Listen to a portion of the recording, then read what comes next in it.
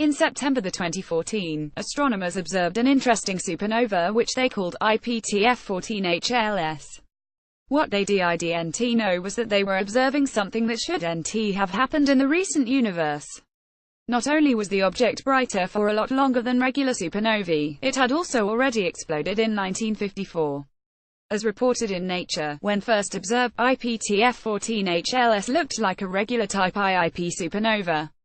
These objects tend to remain bright for about 100 days, but IPTF-14HLS persisted in its brightness for more than 600 days, and went from bright to dim and back again over 5 times.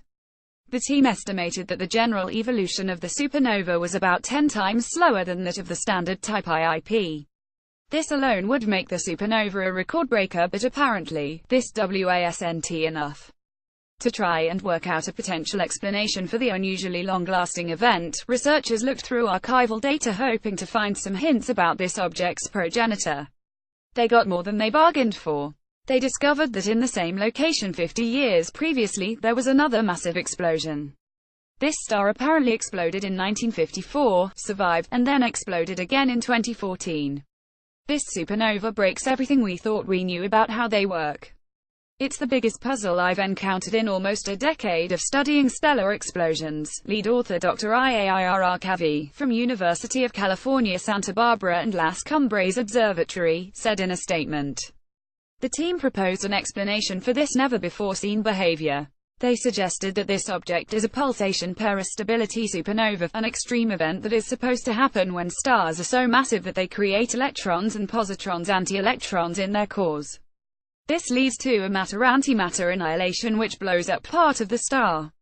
If the pulsation peristability scenario is correct, then when it exploded in 1954, the star could have been between 95 and 130 times the mass of our Sun.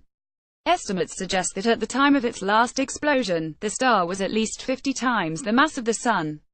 These explosions were only expected to be seen in the early universe and should be extinct today. This is like finding a dinosaur still alive today. If you found one, you would question whether it truly was a dinosaur, co-author Dr. Andy Howell, leader of the supernova group at Las Cumbres, explained. While the proposed solution explains several features, it is not completely satisfactory. The star seems to have released more energy than the theory expects. Astronomers continue to study this object, as its brightness persists to this day.